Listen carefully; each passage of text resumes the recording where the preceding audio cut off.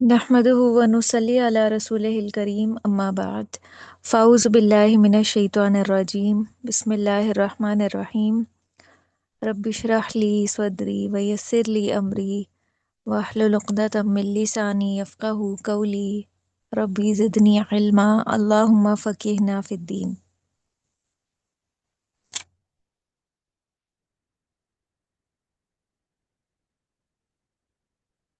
आयत नंबर 69 में अल्लाह सुब्हानहू व तआला फरमा रहे हैं कि वद्दत त्वाइफ़तुन, चाहता है एक गिरोह।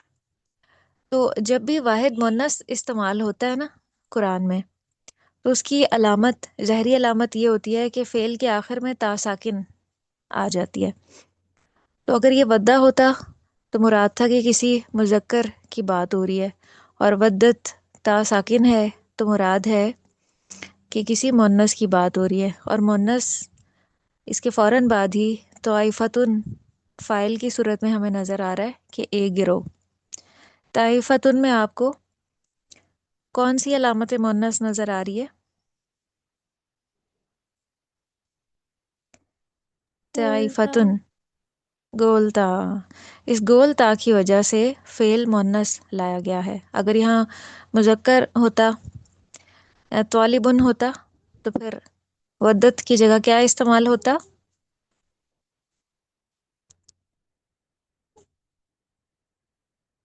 फ़ेल किस तरह से नज़र आता हमें?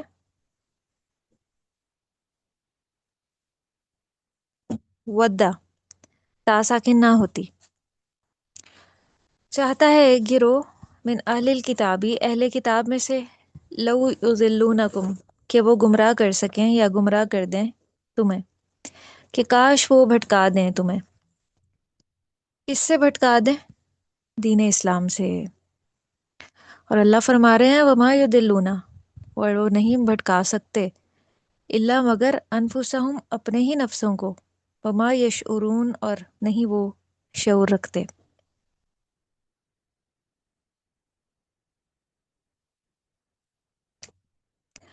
तोइफ़ा गिरोह के लिए इस्तेमाल होता है, और अरबी में तोइफ़ा उस गिरोह के लिए इस्तेमाल होता है जिसमें एक शख्स से लेके तकरीबन 1000 तक लोग हों, उसको तोइफ़ा कहा जाता है।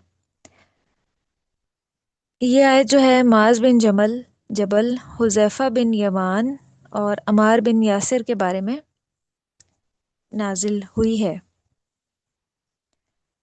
तो आप आयत के ऊपर ही नोट कर लें कि किन किन सहाबा कराम के बारे में ये आयत नाजिल हुई है। माज बिन जबल, हुज़ैफा बिन यमान और अमार बिन यासिर रज़ी अल्लाहु अन्हुम। जब यहूद ने चाहा कि उन्हें इस्लाम से हटाकर अपने दीन की तरफ रागिब रागिब कर दें, और यहूद की शुरू से ही ये ख्वाहिश थी, उसमें वो तरह तरह के हरबे इस्तेमाल करते भी थे। तो अल्लाह ताला हमें भी इस बात से आगाह कर रहे हैं कि अहले किताब का जो एक गिरोह है वो तो चाहता है कि तुम्हें तुम्हारे दीन से फेर दे, लेकिन इसकी जद जो है ना उनके अपने ही ऊपर पड़ेगी, और उन्हें इस बात का शऊर भी नहीं है। सूरह अल बकरा में भी हमने पीछे पढ़ा था इसके बारे में, यहूद के हसद के बारे में, और वो आयत क्या थी? वद्दा कसीरुम मिन अहलिल किताबी लव यरुद्दूनकुम मिन बादी ईमानिकुम कुफ़ारा हसदम मिन इंदी अनफुसिहिम, कि अहले किताब में बहुत से ये चाहते हैं कि काश तुम्हें तुम्हारे दीन से फेर दें काफिर बना के, और उसका सबब क्या है? उनके नफ्सों का हसद, हसद की वजह से। तो इससे ही बात समझ में आ रही है कि हर नेमत वाला हसद किया जाता है। जिसके पास कोई नेमत नहीं होती, वही नेमत किसी दूसरे के पास होती है, और अगर वो पहला शख्स दीन से दूर है तो वो क्या है, उस नेमत को देख के किस चीज़ का शिकार हो जाएगा? उस नेमत को देख के किस चीज़ का शिकार हो जाएगा जिसके पास वो नेमत नहीं है? हसद का। और हसद में फिर इंसान ये चाहता है कि दूसरे की नेमत छीन ली जाए। तो यहूद ये चाहते हैं कि मुसलमान इस दीन पे कायम ना रहें, तो वो रात दिन इस कोशिश में लगे रहते हैं। और आज भी हम ये देखते हैं कि यहूद और नसारा की जो कोशिशें और मुसलमानों से जो दुश्मनी है, وہ ہمیں واضح نظر آتی ہے۔ وہ طرح طرح کے طریقے اور حربے سوچتے ہیں کہ کس طرح وہ مسلمانوں کو نقصان پہنچائیں، ان کو ان کے دین سے روکیں۔ تو اس بارے میں وہ کئی چالیں چلتے ہیں، لیکن اللہ فرما رہے ہیں کہ ہم ان کی جو چالیں ہیں نا، ان کو خود اس میں پھنسا دیتے ہیں۔ تو جو دوسروں کے لیے برا سوچتا ہے نا، اس کے اپنے ساتھ برا ہو جاتا ہے۔ ہمارے لیے اس میں بہت بڑا ایک میسج ہے کہ ہم نے ہمیشہ اپنے دل میں دوسروں کے بارے میں اچھا سوچنا ہے، خیر خواہی چاہنی ہے، کبھی کسی کا برا نہیں چاہنا۔ بچپن سے ہم مختلف اپنی کلاسز میں اردو میں سٹوریز پڑھتے آئے ہیں، اور اس کے آخر میں ایک سبق بھی ہوا کرتا تھا۔ آپ نے کبھی کوئی ایسی سٹوری پڑھی ہے جس کے آخر میں یہ سبق ہو کہ کر بھلا ہو بھلا؟ کبھی یہ سنا ہے میسج آپ نے؟ جی تو وہ جو میسج ہوتا ہے نا آخر میں، وہ بہت سچا ہوتا ہے۔ تو جو انسان دوسروں کا بھلا چاہتا ہے نا، وہ بھلائی اور خیر خواہی اس کے اپنے حصے میں بھی آتی ہے۔ اور جو دوسروں کا برا چاہتا ہے، جو دوسروں سے حسد کرتا ہے، اپنے دل میں دوسروں کے لیے کینہ رکھتا ہے، بغض رکھتا ہے، تو وہ جو برائی اور شر ہے اس پہ وہ کبھی نہ کبھی خود بھی مبتلا ہو جاتا ہے، وہ برائی اس تک بھی پہنچ جاتی ہے۔ تو اس لیے کر بھلا ہو بھلا، اگر ہم سب کا بھلا سوچیں گے تو وہ بھلائی ہمیں ہی نصیب ہوگی، ہمارے اپنے حصے میں خیر بھلائی خوشحالی آ جائے گی، اللہ کی رضامندی بھی ہمارے حصے میں آئے گی، ورنہ معاملہ اس کے برعکس ہوگا۔ پھر آیت نمبر 70، یا اہل الکتابی، اہل کتاب، لما تکفرون، کیوں تم کفر کرتے ہو، بھی آیات اللہ، اللہ کی آیات کے ساتھ، وانتم، حالانکہ تم، تشہدون، تم گواہ ہو۔ یہ کون سی آیات کا انکار کرتے تھے؟ یہاں پہ آپ نوٹ کر لیں، تکفرون سے مراد وہ آیات ہیں جس میں نبی صلی اللہ علیہ وسلم کی صداقت کی بات ہوتی تھی۔ یہ خاص طور پہ ان آیات کو جھٹلا دیتے تھے یا ان کا کفر کرتے تھے، جو آپ کے نبی ہونے کے بارے میں نازل ہوتی تھی۔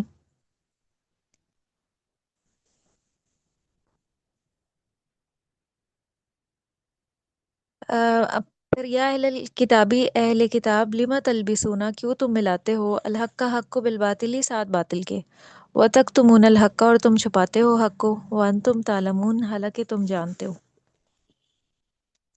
تو حق کو باطل کے ساتھ ملا دینا یا حق کو چھپا دینا، یہ بہت بڑا گناہ ہے، کبیرہ گناہ ہے، حق کو چھپا دینا، قرآن کی آیات کو چھپا دینا یا حق کو باطل کے ساتھ ملا دینا۔ پیچھے سورہ البقرہ کی آیت نمبر 40 میں ہم یہی بات پڑھ بھی چکے ہیں، اللہ نے وہاں پہ منع کیا تھا، وَلَا تَلْبِسُوا الْحَقَّ بِالْبَاطِلِ وَتَكْتُمُوا الْحَقَّ وَأَنْتُمْ تَعْلَمُونَ، تم حق کو باطل کے ساتھ نہ ملاؤ اور تم چھپاتے ہو حق کو اور تم جانتے ہو۔ تو یہ یہود کیا کرتے تھے کہ نبی صلی اللہ علیہ وسلم کے بارے میں جو آیات تورات میں موجود تھیں، انہیں لوگوں سے یہ چھپا دیا کرتے تھے۔ آیت 72، وقالت طائفۃ من اہل الکتابی، اور کہا ایک گروہ نے اہل کتاب میں سے، آمینو، ایمان لے آؤ، یہ فعل امر کا صیغہ ہے جمع مذکر، بالذی، ساتھ اس چیز کے جو انزلہ، نازل کی گئی، علی الذین، اوپر ان لوگوں کے، آمنو، جو ایمان لائے، وجہ النہاری، دن کے ایک حصے میں، وکفرو، اور انکار کر دو، یہ فعل امر ہے جمع مذکر، حکم دیا جا رہا ہے، آخرہ، اس کے آخری حصے میں۔ مرکبات میں مرکب اضافی آپ نے پڑھ لی ہے گرامر میں، لعلہم، تاکہ وہ، یرجعون، لوٹ آئیں، تاکہ وہ لوٹ آئیں۔ جی، مرکب اضافی آپ نے پڑھا یا نہیں پڑھا؟ نہیں اچھا، تو اہل کتاب میں سے جو ایک گروہ ہے، اب یہاں پہ اس کے حربے اور ہتھ کنڈے کا ذکر کیا جا رہا ہے جو لوگوں کو اسلام سے روکنے کے لیے تھا۔ پیچھے آیا نا کہ اہل کتاب کا ایک گروہ چاہتا ہے کہ تمہیں تمہارے دین سے پھیر دے، اس کے لیے انہوں نے ایک چال چلی، اور وہ چال کیا تھی، اللہ تعالیٰ نے بذریعہ وہی نبی صلی اللہ علیہ وسلم کو بتا دی۔ وہ چال یہ تھی، وہ کہتے تھے کہ اس چیز پہ ایمان لے آؤ جو نازل کی گئی ہے قرآن میں صبح کے وقت، اور کفر کر دو شام کو، یعنی شام کے وقت ایک حصے میں ایمان لے اور دوسرے حصے میں اس کا انکار کر دو، جیسے منافقین کیا کرتے تھے۔ جب ان کا فائدہ ہوتا تھا وہ اسلام کے ساتھ چل پڑتے تھے، مال غنیمت جب ہاتھ آتا تھا، جنگ میں فتح ہوتی تھی، تب کہتے تھے ہم مسلمان ہیں۔ لیکن جب کبھی کوئی بہت بڑا حکم آ جاتا تھا جو ان کے نفسوں کے خلاف ہوتا تھا، جہاد پہ نکلنے کی بات ہوتی تھی، صدقہ دینے کی بات ہوتی تھی، زکوٰۃ دینے کی بات ہوتی تھی، تو وہ جا کے کفار کے ساتھ مل جاتے تھے۔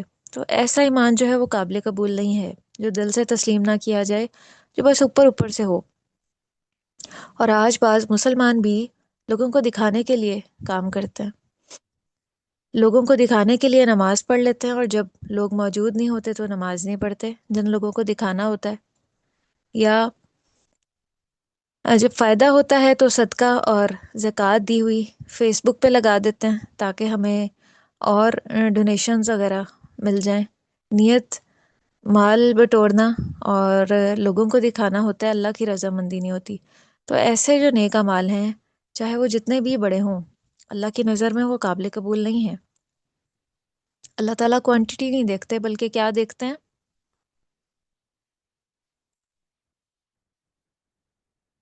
اللہ تعالیٰ کیا دیکھتے ہیں؟ Quantity quality. دیکھتے ہیں یا کوالٹی دیکھتے ہیں؟ بے شک ایک کھجور صدقے کی ہو، لیکن پیچھے اللہ تعالیٰ نیت اور ارادہ دیکھتے ہیں کہ اس کے پیچھے نیت کیا تھی، کیا میری خوش نودی تھی، میری خوشی کی خاطر دی ہے، یا اپنے کسی مفاد کی خاطر دی ہے۔ اچھا، اب انہوں نے اس کام کے لیے جو ہے نا چند لوگوں کو تیار کیا، ایک چھوٹی سی ٹیم بنا لی کہ آپ صلی اللہ علیہ وسلم کے پاس جائیں اور انہیں کہیں کہ ہم ایمان لاتے ہیں، آپ ہمیں اپنا کلام سکھائیں۔ اور کچھ وقت کے بعد یہ کہنا کہ ہم نے پڑھ کے دیکھا ہے، ہمیں تو کچھ بھی درست نہیں لگتا، یہ تو کوئی الہامی کتاب نہیں لگتی ہمیں، تو تمہاری اس نئی چال سے جو نئے نئے مسلمان ہوئے ہیں نا وہ پھر جائیں گے۔ اب دیکھیں کتنا بڑا حربہ تھا کہ ایمان لے آؤ اور کچھ عرصے کے بعد اس طرح کی باتیں یا افواہیں پھیلانا تاکہ جو کمزور مسلمان ہیں وہ اس راستے سے پھر جائیں۔ تو اس سے یہ پتہ چلتا ہے کہ جب انسان شیطان کی پیروی کرتا ہے نا، پھر اس کا ذہن کس کس طرح سے کام کرتا ہے۔ جو ایک بندہ مومن ہوتا ہے، اس کے دل یا ذہن میں جو اچھے اچھے خیالات اور آئیڈیاز آ رہے ہوتے ہیں نا، وہ اللہ کی طرف سے ہوتے ہیں کہ نیکی کے کام میں کیسے آگے بڑھنا ہے۔ یعنی ایک بندہ مومن کی سوچ بہت پازیٹیو ہوتی ہے، بہت اچھی ہوتی ہے، وہ دوسروں کا خیر خواہ ہوتا ہے، وہ دوسروں کی بھلائی چاہنے والا ہوتا ہے، وہ ہر وقت یہ سوچ رہا ہوتا ہے کہ میں دوسروں کا بھلا کس طرح سے چاہوں، دوسروں کو بینیفٹ کس طرح سے دوں، نیکی کے کاموں میں آگے کیسے بڑھوں۔ اور جبکہ جو شیطان کی پیروی کر رہا ہوتا ہے، اس کے دل میں ہر وقت شیطانی خیالات آ رہے ہوتے ہیں شیطان کی طرف سے کہ دوسروں کو میں نقصان کیسے پہنچاؤں، اور بھی کئی قسم کی چالیں۔ لیکن ایک بات یاد رکھیں کہ کوئی انسان جتنا بھی اوور سمارٹ بن جائے، جو پاک ذات اوپر بیٹھی ہوئی ہے نا، وہ کئی بار بہت سی انسان کی جو اس قسم کی چالیں ہوتی ہیں نا، اس کا رخ اسی انسان کی طرف پھیر دیتی ہیں، اور وہ خود اس میں اس کا شکار ہو جاتا ہے یا اس میں پھنس جاتا ہے۔ تو اس طرح کے جو شیطانی کام ہے نا، جس کا یہ میں آپ کو بھی بتا رہی ہوں کہ صبح کے وقت ایمان لے آنا اور شام کو پھر جانا، ایسی حرکت وہی کر سکتا ہے جس کے دل میں خوف خدا نہ ہو، نہ مرنے کا خوف ہو۔ اسی لیے اس قرآن کے شروع میں جب ہم نے اس کو پڑھا تو اللہ تعالیٰ نے فرمایا ذَلِكَ الْكِتَابُ لَا رَيْبَ فِيهِ هُدًى لِّلْمُتَّقِينَ، اس کتاب سے وہی ہدایت پائے گا، وہی ہدایت اٹھا سکتا ہے، یہ کتاب اسی کے لیے رہنمائی ہے جو متقی ہو، جو پرہیزگار ہو، جس کے دل میں خوف خدا ہو، جو اللہ سے ڈرنے والا ہو، جس کے دل میں ایسا اللہ کا خوف ہو کہ وہ گناہوں سے بچ جائے، وہ اپنی تنہائیوں کی بھی حفاظت کرے، وہ اپنی تنہائیوں میں بھی کوئی ایسا کام نہ کرے جو اللہ کو پسند نہیں ہے۔ ایسا بندہ متقی بندہ کہلاتا ہے، اللہ کا پرہیزگار بندہ۔ اور یہ قرآن ہم سے یہی ڈیمانڈ کرتا ہے کہ ہم اللہ کے متقی اور پرہیزگار بندے بن جائیں۔ پھر یہاں پہ ایک سوال یہ پیدا ہوتا ہے کہ وہ اس طرح کی چالیں کیوں چل رہے تھے، ان کو کیا بینیفٹ تھا اس طرح کی چالیں چلنے کا؟ تو اسلام سے پہلے سارے عرب والے جو کفار ہیں، کفار مکہ یا اہل مکہ، وہ جانتے تھے کہ یہ جو یہود ہے نا، یہ اہل کتاب ہیں، वो इनको बड़ा मोतबर समझते थे, यानी आलिम समझते थे वो उन्हें।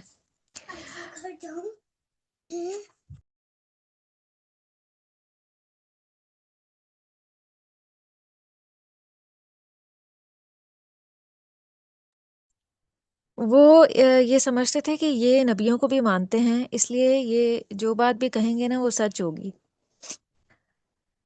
लेकिन जो एंड रिजल्ट है वो क्या हुआ कि इनकी इस चाल का कुछ भी फायदा नहीं हुआ। इनके कहने पे किसी एक मुसलमान ने भी अपना ईमान नहीं छोड़ा, एक शख्स भी इस्लाम से नहीं फिरा। इनकी चाल अल्लाह ने इन्हीं पर पलट दी और इनका अपना नुकसान हुआ। अगर ये ईमान लेकर नहीं आए तो रोज़े क़यामत क्या होंगे, जहन्नुम में दाखिल किए जाएंगे। तो इनकी चाल अल्लाह ने इन्हीं पे पलट दी। और जो अहले ईमान थे उनका ईमान दिन ब दिन बढ़ता रहा, उन्होंने तरक्की हासिल की दुनिया में। और सहाबा कराम को अल्लाह ताला ने रज़ी अल्लाहु अन्हुम व रज़ू अन का टाइटल दिया कि अल्लाह ताला दुनिया में भी उनसे राज़ी, आखिरत में भी उनसे राज़ी। और फिर लोगों को भी इनकी हरकतें समझ में आने लगी, लोग भी इनसे पीछे हटना शुरू हो गए और उन्हें पता चल गया कि ये लोग दुरुस्त नहीं हैं।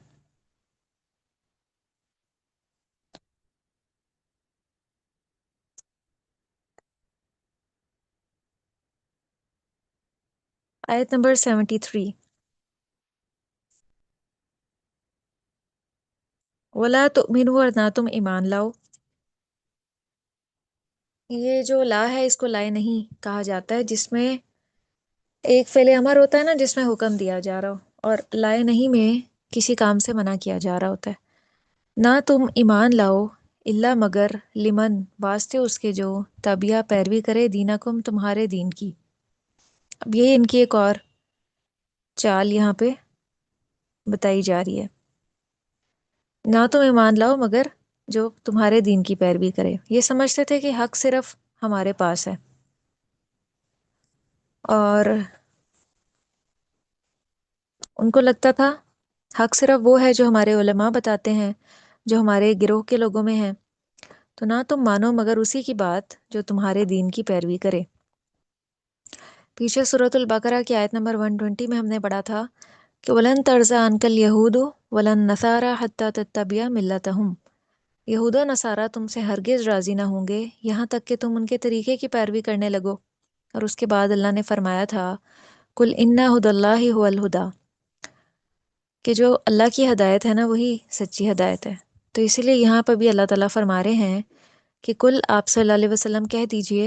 ये फ़ेल अमर का जो सीगा है वो नबी सल्लल्लाहु अलैहि वसल्लम के लिए इस्तेमाल किया गया है। कुल से ऊपर आप लिख लीजिए कि खिताब नबी सल्लल्लाहु अलैहि वसल्लम से है। इन्ना हुदा, बेशक हदायत तो हुदल्लाही, अल्लाह ही की हदायत है। तो हदायत किसी इंसान के हाथ में नहीं है, अल्लाह के हाथ में है। तो इसमें हमारे लिए भी सबक है कि मुसलमानों के बाज़ फ़िरके एक दूसरे को गुमराह कहते रहते हैं और लोगों को भी यही सिखाते हैं कि अगर तुमने दीन सीखना है तो हमारे पास आ जाओ। ऐसा क्यों कहते हैं? क्योंकि वो हदायत को सिर्फ अपने गिरोह के लिए मखसूस समझते हैं।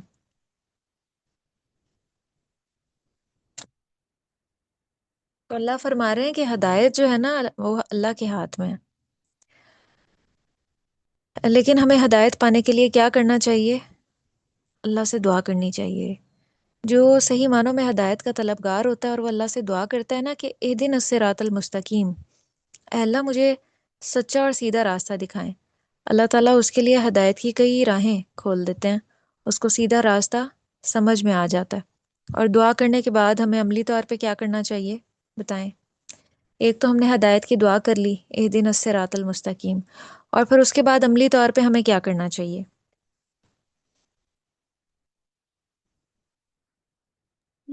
पूरी कोशिश करनी चाहिए। इस तरह की कोशिश, वही कोशिश जो आप कर रही हैं। क्या कोशिश कर रही हैं आप? कुरान को सीखना और समझना। हम्म, कुरान को सीखने और समझने की। तो फिर जो है ना वो हदायत का ये दूसरा स्टेप होगा।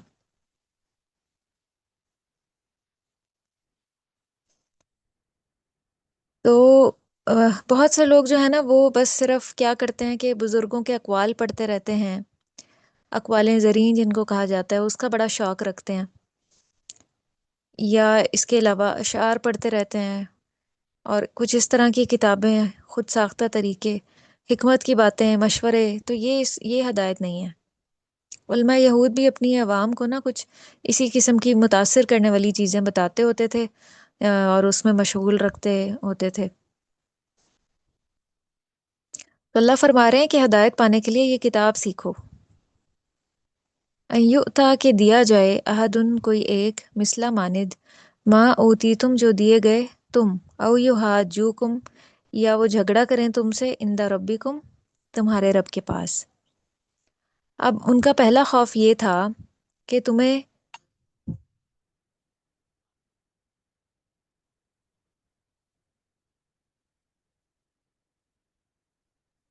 انہیں پہلا خوف یہ تھا کہ کہیں کسی اور کو بھی وہ پوزیشن نہ مل جائے جو تمہیں ملی ہے۔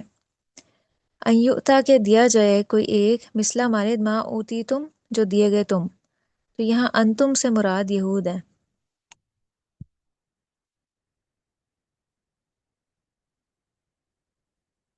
وہ اس لیے مسلمانوں کو ہدایت سے روکتے تھے کہ کہیں جو مقام یہود کو اللہ نے دیا تھا وہ مسلمانوں کو نہ مل جائے، یہ ان کا ایک خوف تھا۔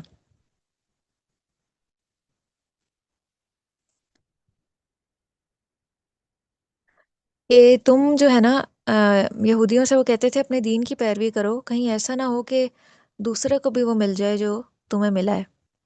آج تمہارے گروہ کو جو شان و شوکت ملی ہے، تم اہل کتاب کہلاتے ہو، علماء کہلاتے ہو، اگر تم نبی صلی اللہ علیہ وسلم کی بات ماننے لگ گئے تو علماء یہود کا جو وقار ہے اور عزت ہے وہ ماند پڑ جائے گی۔ یہ پہلی ان کی سوچ تھی۔ اور دوسرا جو خوف تھا نا وہ یہ تھا کہ او یحاجوکم عند ربکم، یا وہ جھگڑا کریں گے تم سے اگر تم نے ان کی بات مان لی، تو انہیں تمہارے خلاف حجت مل جائے گی مسلمانوں کو۔ کیا حجت مل جائے گی روز قیامت؟ بتائیں۔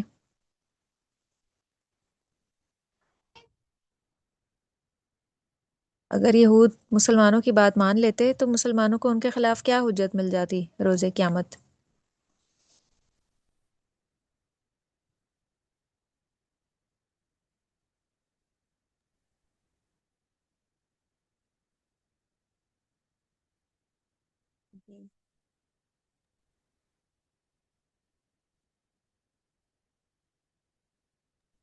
مسلمانوں کو روز قیامت ہم، کہ اگر دنیا میں یہود کا یہ ماننا تھا کہ اگر ہم نے مسلمانوں کے دین کا اعتراف کر لیا کہ یہ دین سچا ہے، تو روز قیامت یہ مسلمان اللہ کے حضور ہمارے خلاف گواہی دیں گے، ہمارے خلاف حجت بازی کریں گے کہ اللہ، دنیا میں انہوں نے تسلیم کر لیا تھا کہ دین اسلام سچا ہے، پھر بھی یہ ایمان لے کر نہیں آئے۔ تو اس طرح کیا ہے کہ ان کے خلاف یہ گواہی روز قیامت ہو جاتی۔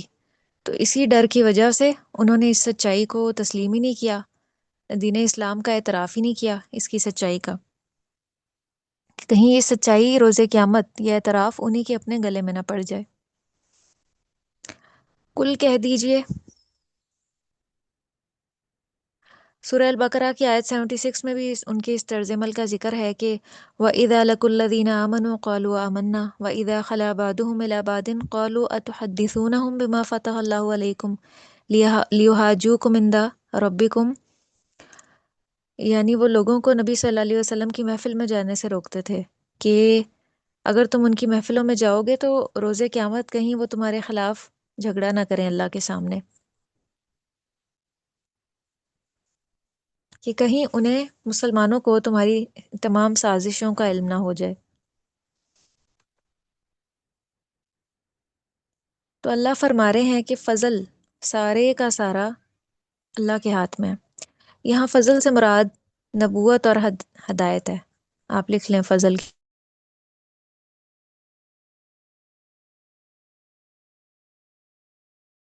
اللہ کے ہاتھ میں ہے، اور ہدایت بھی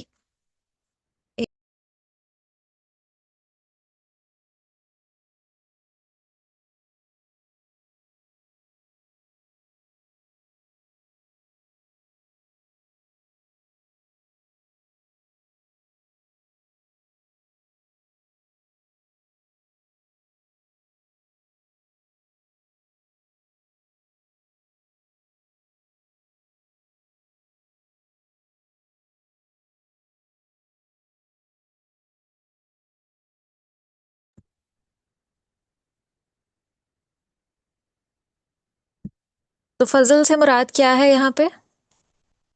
کیا چیز اللہ کے ہاتھ میں ہے؟ ہدایت۔ ہدایت بھی اور نبوت بھی۔ تو اللہ فرما رہے ہیں یؤتی ہی، وہ دیتا ہے اس کو۔ ہی کی ضمیر، اس کا اشارہ کس کی طرف ہے؟ کیا چیز وہ دیتا ہے؟ میں یشاء، جس کو وہ چاہتا ہے۔ یہ ہا ضمیر کا اشارہ کس چیز کی طرف ہے؟ یؤتی ہی، فضل۔ فضل کی طرف۔ شاباش۔ تو قرآن میں جتنے بھی ضمائر استعمال ہوئے ہیں نا، ان کا کسی نہ کسی پیچھے گزرے ہوئے اسم کی طرف اشارہ ہے۔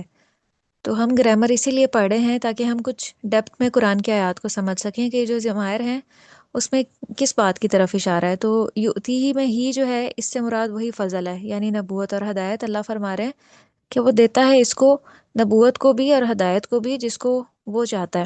تو اس میں حسد والی اور جلنے کوڑنے کی تو کوئی بات ہے ہی نہیں۔ وہ اپنی امت مسلمہ میں سے جس کو چاہے اس فضل سے نوازے۔ واللہ علیم، واسع علیم، اور اللہ تعالیٰ وسعت والا ہے، جاننے والا ہے، زیادہ علم والا ہے۔ یختص برحمتہ، خاص کر لیتا ہے ساتھ اپنی رحمت کے، من یشاء، جس کو وہ چاہتا ہے۔ تو یہ جو یختص ہے، یہ خصوصیت سے نکلا ہے، خاص واد سواد اس کا روٹ ہے، کہ بعض افراد کو دوسروں سے الگ کر کے ان کے ساتھ خصوصی برتاؤ کرنا۔ تو اللہ تعالیٰ نے اولاد ابراہیم میں سے بنی اسرائیل کو چھوڑ کے بنی اسماعیل کے ساتھ خصوصی برتاؤ کیا ہے، یعنی ان میں نبی صلی اللہ علیہ وسلم کو بھیجا، کیونکہ اللہ تعالیٰ بہت بڑے فضل کا مالک ہے۔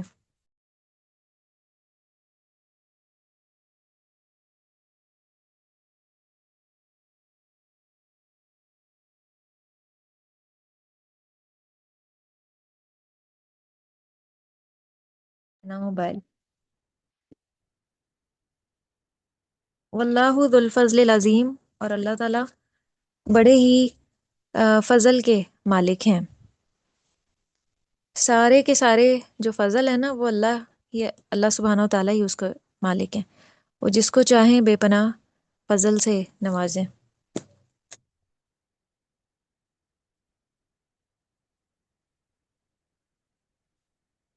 چلیں اب ان آیات میں سے میں آپ سے کچھ کوسچنز پوچھتی ہوں۔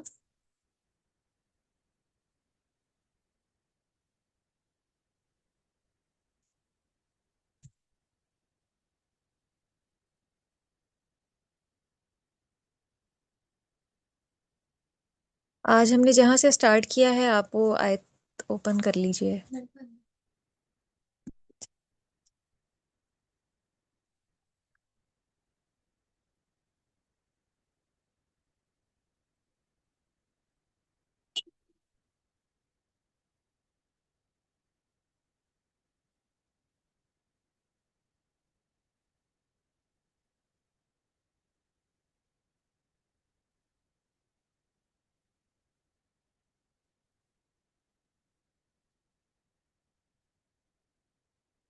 آیت نمبر 69 اوپن کر لیجئے۔ اس آیت میں کس گروہ کی طرف اشارہ ہے؟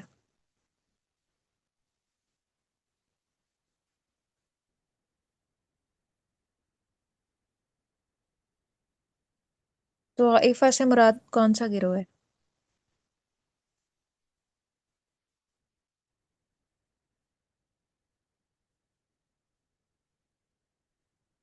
جی بتائیے۔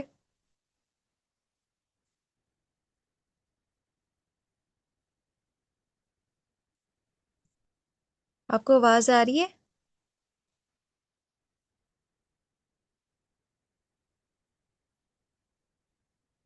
اچھا، یہودی۔ آیت نمبر آیت نمبر 69۔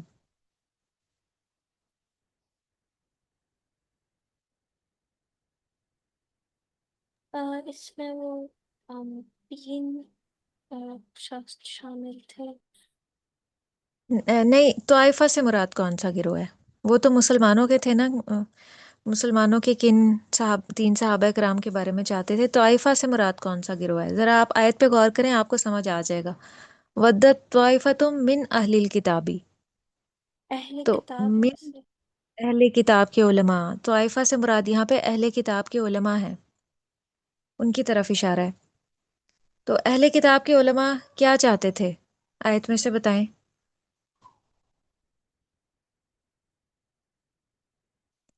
میں جتنے بھی سوال پوچھتی ہوں نا وہ عربک ٹیکسٹ میں صحیح ہوتے ہیں۔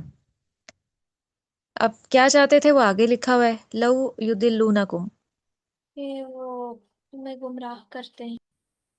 مسلمانوں کو۔ یہاں اب آپ بتائیں گی کہ اسپیشلی یہ کون سے تین مسلمانوں کے بارے میں یہ آیت ہے؟ معاذ بن بتائیں جبل، جی۔ حذیفہ اور عمر بن ناصر۔ عمار بن یاسر، یہ بہت شروع کے صحابہ کرام ہیں۔ اور حضرت عمار بن یاسر کے بارے میں آپ نے اپنی اسلامیت کی بک میں بھی پڑھا ہوگا کہ کس کس طرح سے ان کو اذیت دی گئی تھی، پڑھا ہے آپ نے؟ عمار نہیں۔ بن یاسر، عمار بن یاسر اور ان کی پوری فیملی، ان کی جو والدہ ہیں وہ اسلام کی پہلی شہیدہ تھیں، حضرت سمیہ۔ ابو جہل نے ان کو نیزہ مار کے شہید کر دیا تھا۔ یہ اس فیملی سے ہیں جو بالکل ابتدا میں اسلام لے کر آئے تھے، اور کفار نے ان پہ بہت ظلم و ستم ڈھائے تھے، اور نبی کریم صلی اللہ علیہ وسلم نے ان کے حق میں دعا بھی کی تھی اور ان کو صبر کی تلقین بھی کی تھی۔ تو یہ وہ اس دور کی بات ہے جب مسلمانوں کے اوپر آزمائشیں بہت پیک پہ تھیں، اور کفار کے علاوہ اہل کتاب کے جو علماء ہیں وہ بھی طرح طرح کے حربے اور طریقے اڈاپٹ کرتے تھے مسلمانوں کو ستانے کے، ان کو ان کے دین سے روکنے کے۔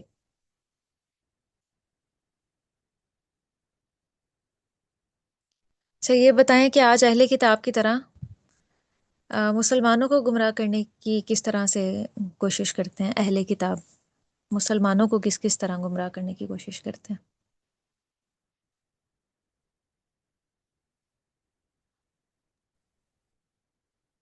اس میں 4 پوائنٹس آپ اپنے پاس نوٹ کر لیں کہ آج اہل کتاب کس طرح کی سازشیں کر رہے ہیں۔ اس میں پہلا یہ کہ دین کے بارے میں شکوک و شبہات پیدا کرتے ہیں، دین اسلام کے بارے میں آج بھی اہل کتاب کا یہی طرز عمل ہے۔ پہلا پوائنٹ آپ لکھ لیں، دین کے بارے میں شکوک و شبہات پیدا کرتے ہیں۔ شکوک و شبہات آپ لکھ لیں گی یا اس کی جگہ آپ شک لکھ لیں؟ دین کے بارے میں شک پیدا کرتے ہیں۔ پھر دوسرا پوائنٹ ہے قرآن کی آیات میں اعتراض کرتے ہیں، قرآن کی آیات میں اعتراض کرتے ہیں۔ اور تیسرا پوائنٹ ہے قرآن پاک کی غلط تعویل کرتے ہیں،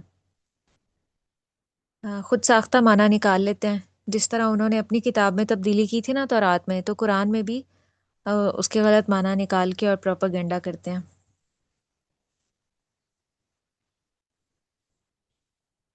آیت 70 to 71 میں اللہ تعالیٰ نے اہل کتاب کے کن 3 بڑے بڑے جرائم کا ذکر کیا ہے؟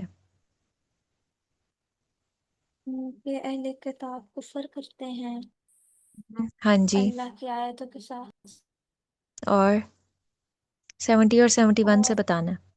اور حق کو خلط کرتے ہیں، یعنی اس میں حق کو باطل سے تبدیلیاں، ملا دیتے ہیں۔ جی، کو اور باطل سے تیسرا، غلط کرتے ہیں، اور حق کو چھپاتے ہیں۔ وہ کیا حق چھپاتے تھے؟ کون سی حق بات چھپاتے تھے وہ جس کا ذکر ان کی کتابوں میں بھی موجود تھا؟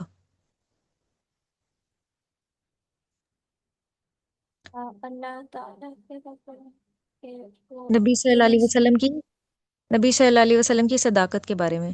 ان کی کتابوں میں تورات میں موجود تھا کہ ایک آخری نبی آنے والا ہے، اس کا ظہور ہونے والا ہے، اور وہ جب نبی صلی اللہ علیہ وسلم آئے تو وہ پہچان بھی گئے آپ کو، کیونکہ آپ کی کچھ علامات کا بھی ذکر تھا ان کی کتابوں میں۔ پہچان تو گئے لیکن کفر اختیار کیا اور ایمان لے کر نہیں آئے۔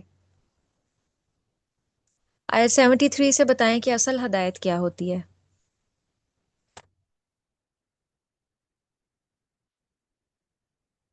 اللہ کی ہدایت۔ ہاں، جو اللہ کی طرف سے آئے، تو جو بھی اس قرآن کو تھام لیتا ہے وہ ہدایت پر ہے۔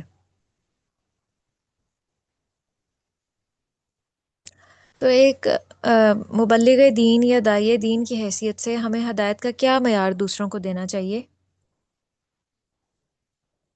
یہ جو ہدایت ہے وہ اللہ تعالیٰ کی طرف سے آتی ہے۔ ہم، یعنی ہمیں لوگوں سے اللہ اور اس کے رسول کی بات منوانی ہے۔ اپنی بات نہیں، ہم لوگوں کو اللہ سے جوڑیں، نبی صلی اللہ علیہ وسلم سے جوڑیں، اور اللہ کی تعلیمات سے جوڑیں۔ تو ہمارے اوپر یہ ذمہ داری اللہ تعالیٰ نے عائد کی ہے بحیثیت امت مسلمہ، اور بحیثیت مبلغ دین، دین کو آگے پہنچانے کے لیے یہ اللہ تعالیٰ نے رسپانسبلٹی ہمارے اوپر عائد کی ہے نبی صلی اللہ علیہ وسلم کے بعد۔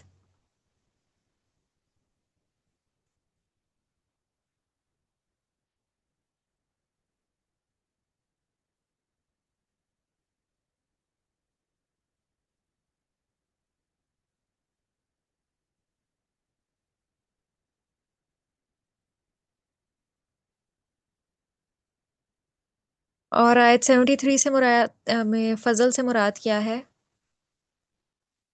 نبوت اور ہدایت۔ نبوت اور ہدایت، شاباش۔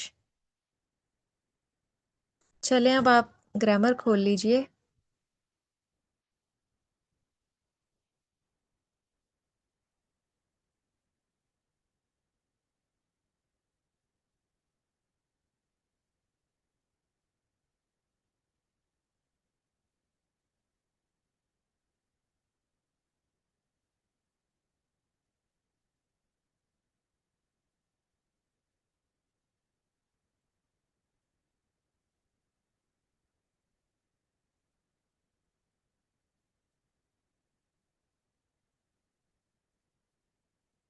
ایک منٹ،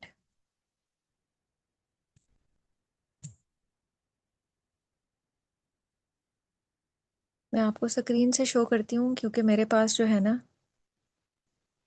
موبائل میں فی الحال ہے نہیں گرامر۔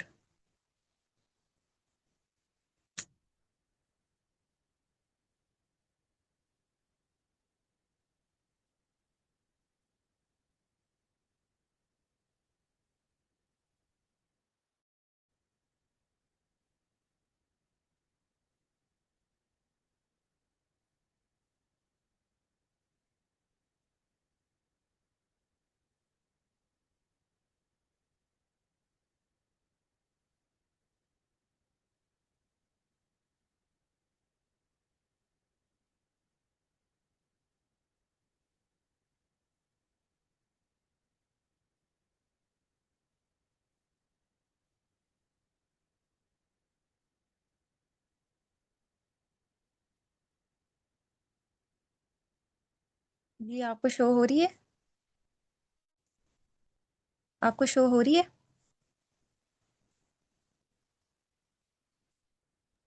نہیں، بلیک اسکرین ہے۔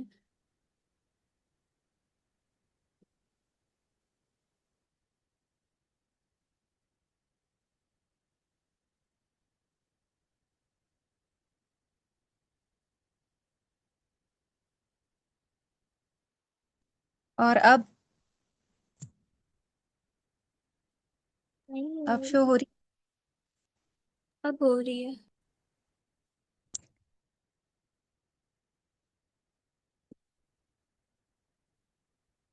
ہم نے پیج 70 تک پڑھ لیا تھا۔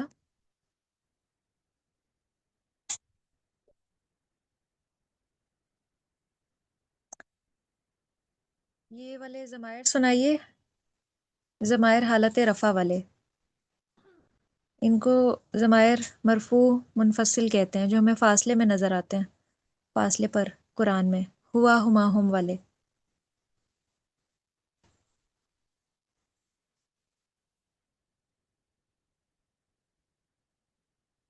جی ہوا ہما ہم۔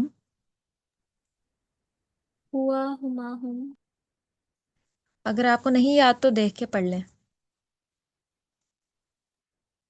غائب واحد مذکر میں ہوا، جی اور مثنیٰ مذکر ہما، نہیں، جمع بس آپ مذکر ضمائر ہوا ہوا، ہما ہم۔ ہوا ہما ہم، ہیا جی ہما ہن، انت ہننا، انتما، انتم ہاں جی، انتی، انتما، انتن، انا شاباش۔ نحن۔ ہاں، اب اس میں اگر آپ سے میننگ پوچھوں تو پھر اس میں آپ بتائیں گی مجھے کہ ہوا کا مطلب کیا ہوتا ہے۔ واحد مذکر غائب کے لیے استعمال ہوتا ہے، معنی ہوتا ہے وہ ایک مذکر۔ ہما کا معنی کیا ہوگا؟ वो दो मुजक्कर। और हम का माना क्या होगा? जमा मुज़क्कर। हाँ जी, वो बहुत से मुजक्कर। हा का माना क्या होगा? अम, हिया का। हिया का माना। वाहिद मुअन्नस, एक मुअन्नस। हाँ जी, वो एक मुन्नस। हुमा।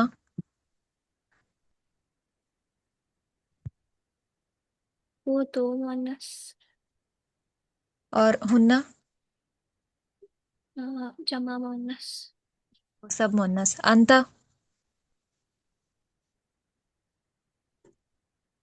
वो एक मुज़क्कर। हाँ जी, अंतुमा। वो दो मुज़क्कर। अब ये हाजिर का सीगा है। तुम एक मुजक्कर, तुम दो मुजक्कर। अंतुम। वो सब मुज़क्कर। तुम सब मुजक्कर। अंती। वो एक मुअन्नस। हाँ जी, तुम एक मुन्नस। अंतुमा। तुम दो मुअन्नस। और अंतुन्ना। वो सब मुअन्नस। तुम सब मुन्नस। अना। अना का मतलब होता है मैं। और नहनु, हम। अब इसमें मैं आपको कुछ मिसालें समझाती हूँ कि ये इसका इस्तेमाल कैसे होता है। मिसाल के तौर पे हमने पढ़ा था कि मुस्लिमुन जो है वो वाहिद मुजक्कर है, यानी वाहिद इसम है। इसकी आप तस्निया बनाएं। मुस्लिमुन की तस्निया बनाएं। मुस, तस्निया कैसे मुस्लिमतुन। बनाते हैं? मुस्लिमातुन तो आपने वाहिद मुन्नस बनाया ना। तस्निया बनाएं। तस्निया कैसे बनाते हैं? अलिफ नून लगा के। लिखना। मुस्लिमुन मुस, से क्या हो जाएगा? मुस्लिमानी। मुस्लिमानी, शाबाश। और अब जमा बनाएं। जमा कैसे बनाएंगे? वाव मुस्लिमून। नून। मुस्लिमूना। तो अगर मैं कहती हूँ कि वो एक मुसलमान है, तो आप जमीर लगा देंगी हुआ की, और साथ वाहिद मुजक्कर इस्तेमाल करेंगी। हुआ मुस्लिमुन, तो इसका तर्जुमा बनेगा वो एक मुसलमान है। तो जब आप ज़मीर चेंज करेंगी, सेकंड ज़मीर पे आ जाएंगी हुमा। अगर आपने कहना है कि वो दो मुसलमान हैं, तो आप हुमा की ज़मीर इस्तेमाल करेंगी, और मुस्लिम मुन को भी आप तस्निया के सीगे में ले आएंगी। कैसे कहेंगी आप? हुमा मुस्लिमानी। शाबाश। और अगर आप कहना चाह रही हैं कि वो सब मुजक्कर मुसलमान हैं, तो आप ज़मीर हम की इस्तेमाल करेंगी, और साथ जो इसम लगाएंगी उसको आप जमा की कंडीशन में ले जाएंगी। क्या बना देंगी आप उसको? मुस्लिम उनको। मुस्लिमून। हाँ जी, हम मुस्लिमूना। तो इसका उर्दू में ये तर्जमा होगा कि वो सब मुसलमान हैं। अब हिया पे आ जाए। हिया चूंकि वाहिद मुन्नस की ज़मीर है, अगर हमने कहना हो कि वो एक मुसलमान है, वो औरत, तो फिर यहाँ पे होगा मुस्लिमातुन। गोल ता लगा देंगे, हिया मुस्लिमातुन। और तस्निया में क्या होगा? तस्निया में हुमा। अब इसका तस्निया का सीगा बनाए मुस्लिमातुन से। मुस्लिमतानी। हाँ जी, हुमा मुस्लिमातानी, कि वो दो मुसलमान औरतें हैं। और हुन्ना, वो सब मुसलमान औरतें। जमा मुन्नस सालिम का सीगा बनाए मुस्लिमातुन से। कैसे बनेगा? हुन्ना मुस्लिमत, मुस्लिमातुन। मुस्लिमातुन। तो इसका तर्जमा होगा वो सब मुसलमान औरतें हैं। तो ये छोटा सा एक जुमला कंप्लीट जुमला है, और हम इस तरह के कई बना सकते हैं। और अगर हमने मुखातिब में किसी को कहना हो कि आप एक मुजक्कर जो है ना वो मुसलमान है, तो हम कहेंगे अंता मुस्लिमुन। अब इसम वही रिपीट होगा। वाहिद के लिए मुस्लिमुन, तस्निया के लिए मुस्लिमानी, और जमा के लिए मुस्लिमुना। हम सिर्फ ज़मीर अब चेंज कर रहे हैं। अंता मुस्लिमुन। अंतुमा, आप लगाएंगी साथ इसम। अंतुमा। अंतुमा मुस्लिमानी। हाँ, तुम दो मुसलमान हो। अंतुम, अंतुम मुस्लिमून। तुम सब मुसलमान हो। अंती। अंती मुस्लिमतुन। जी, तुम एक मुसलमान हो, यानी औरत के लिए।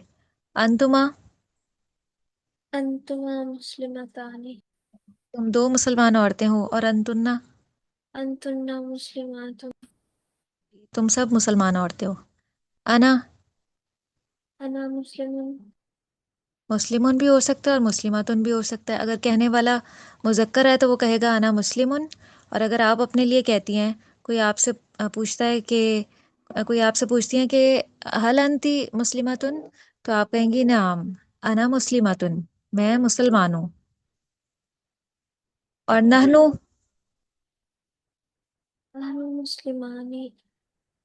ہاں جی، تسنیہ اگر دو ہیں تو پھر نحنو مسلمانی یا نحنو مسلمتانی، اگر دو خواتین ہیں. اور اگر بہت سے مسلمان ہیں تو وہ کہیں گے نحنو، ہم سب مسلمان ہیں. اور اگر وہ مسلمان عورتیں ہیں تو نحنو مسلماتن. ٹھیک ہے، یہ کلیئر ہے آپ کو؟ اور قرآن میں بھی یہ ضمائر اسی جی طرح سے استعمال ہوئے ہیں. قرآن میں جہاں آپ کو ہوا کی ضمیر نظر آئے گی تو اس کا مطلب یہ ہے کہ یہاں کسی واحد مذکر کے لیے یہ ضمیر آئی ہے. جیسے قرآن میں بہت سی جگہوں پہ اللہ تعالیٰ کے لیے ہوا کی ضمیر آئی ہے، هو اللہ.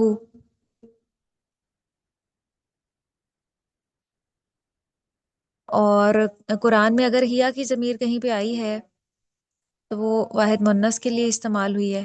انتا کی اگر ضمیر آئی ہے تو اس سے آپ کو سمجھ جانا چاہیے کہ مخاطب میں کوئی مذکر ہے. جیسے نبی صلی اللہ علیہ وسلم کے لیے کئی جگہوں پہ اللہ تعالیٰ نے انتا کی ضمیر استعمال کی ہے، یا صحابہ کرام کے لیے بعض جگہوں پہ قرآن میں انتم کی ضمیر استعمال ہوئی ہے، یعنی تم سب صحابہ کرام مراد ہیں. اور قرآن میں جو مونس کی ضمائر ہیں نا وہ کم استعمال ہوئی ہیں کیونکہ قرآن کا خطاب اوور آل مردوں سے ہے. ویسے انڈرسٹوڈ ہے کہ خواتین بھی ساتھ شامل ہیں، لیکن مخاطب میں اللہ نے جو ضمائر استعمال کیے نا وہ مذکر والے استعمال کیے ہیں.